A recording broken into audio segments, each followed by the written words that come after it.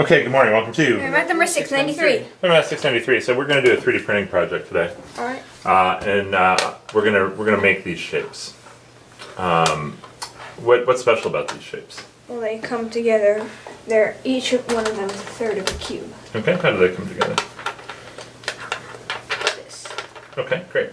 And what is the relationship between these shapes and these shapes? Well, these shapes are half. So If you just cut the shape, cut one of these in half, you get a pink and a yellow. Okay, awesome. So we're actually, when I said we're going to make these shapes, we're actually going to make these shapes. We're going to make 6 of these shapes to make a puzzle cube. Right? Okay. But this is going to be a math exercise rather than as much a 100% a 3D printing exercise. Because usually when we do 3D printing exercises, I do most of the work and create the shapes and then we study them. But here I want you to do the work and look at some of the math ideas involved in making these shapes. So what are we going to have to do? Let's talk through some of the ideas that we're going to have to do to make these shapes. Well, we have to figure out the lines that these shapes are bounded by. Okay. What's the purpose of that? Well, we can make the lines, and then we can have the shape that's in between all the lines should be this shape. Okay. We could do that. So that's going to involve describing the shape somehow mathematically. Yeah.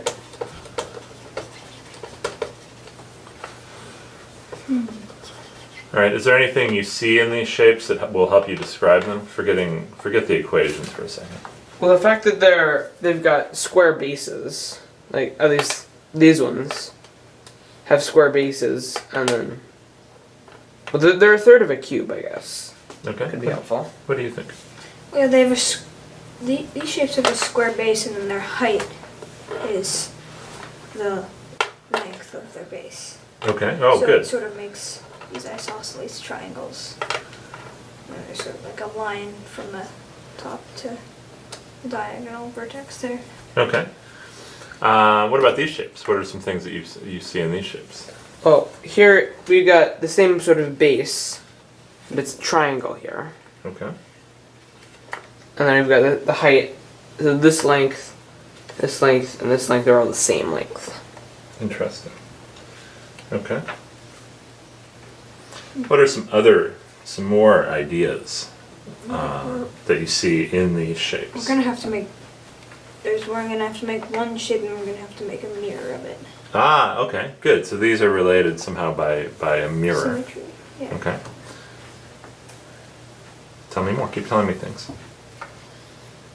Well, these shapes, we could figure out the line that they reflect over, Okay.